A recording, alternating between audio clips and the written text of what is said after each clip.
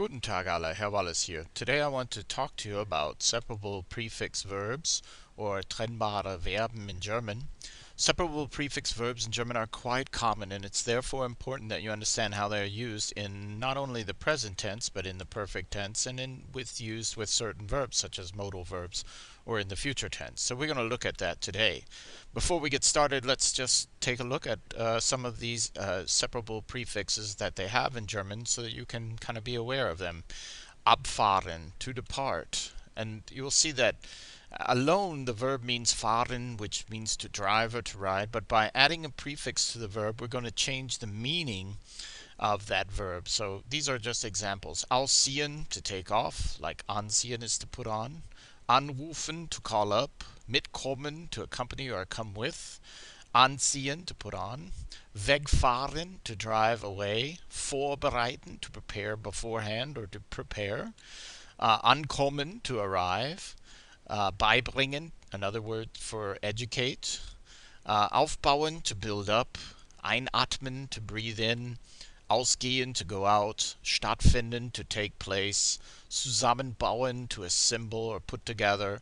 Zurückgehen, to go back. Festlegen, to establish or to nail down. Dabei bleiben, to stay. Hingehen, to go away. Herkommen, to come from.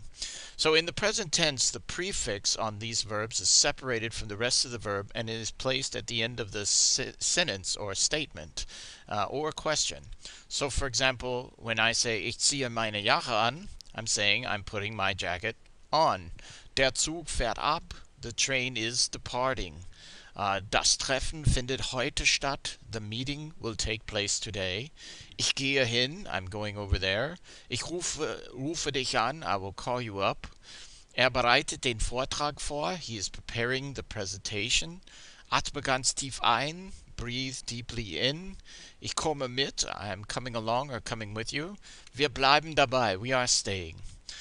If I was to turn this around and turn it into questions, one thing you'll notice here is, and I've tried to point out here with the different colors, is that when you form a question in the present tense in German and you do not have a question word like was or wann or wo, you're going to start your question with the verb. So we're starting each of these with the verb, and then the prefix, which is also in blue, is located at the end. So, siehst du deine Jacke an?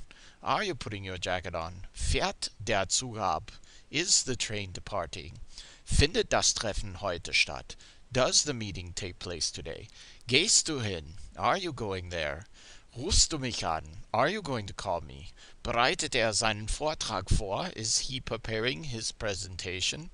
Atmest du tief ein? Are you breathing deeply? Kommst du mit? Are you coming along? And bleibst du dabei? Are you staying? Now, in the future tense, or when used with modal verbs such as können, müssen, wollen, sollen, dürfen, oder mögen, then your prefix is going to be put back on the verb and it's going to be placed in its infinitive form at the end of the sentence or question. So, for example, here I'm going to use the future tense, and one note on this, remember in German the future tense can be indicated by a present tense conjugation.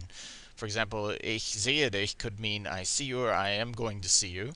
But we're going to use werden here, which is also a way to form the future tense. It's very clear.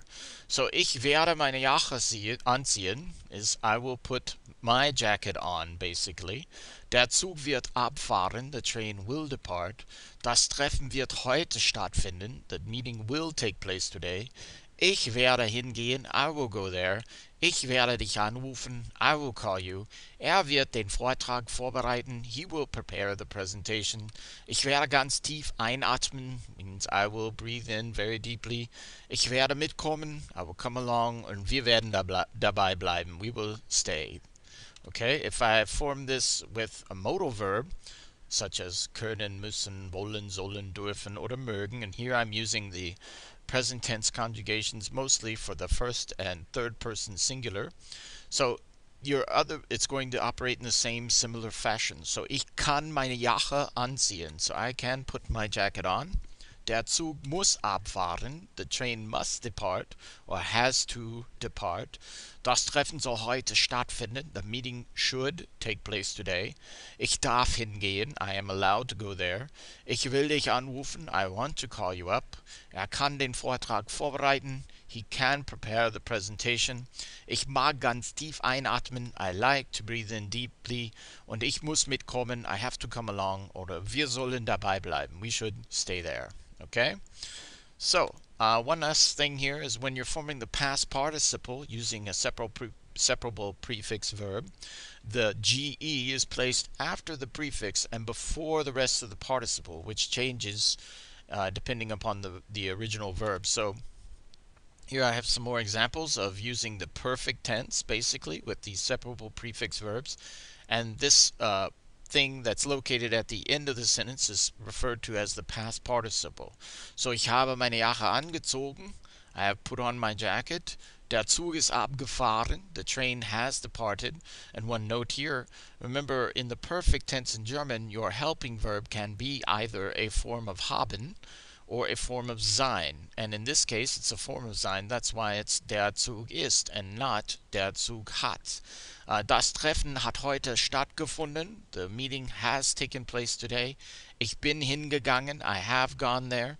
And if you're confused about when to use sein or haben as a helping verb in the perfect tense, then make sure you watch our videos over that, which can be found on our website. Ich habe dich angerufen. I have called you up. Ich habe den Vortrag vorbereitet. I have prepared the presentation. Ich habe ganz tief eingeatmet. I have breathed very deeply in. Ich bin mitgekommen. I have come along. Und wir sind dabei geblieben. One thing here, like I said, when forming the perfect tense in German, you're going to use either a form of haben or sein, and we have a video explaining that. And one other thing here about vorbereitet, it's comes from bereiten, which belongs to a small group of verbs that do not form its past participle with the addition of GE. Therefore, that's why there is no GE in that particular example. Okay, please visit our Facebook page at German Language Learners, or check us out online at our website www.germanforspalding.org. Vielen Dank für das Zuschauen und auf Wiedersehen.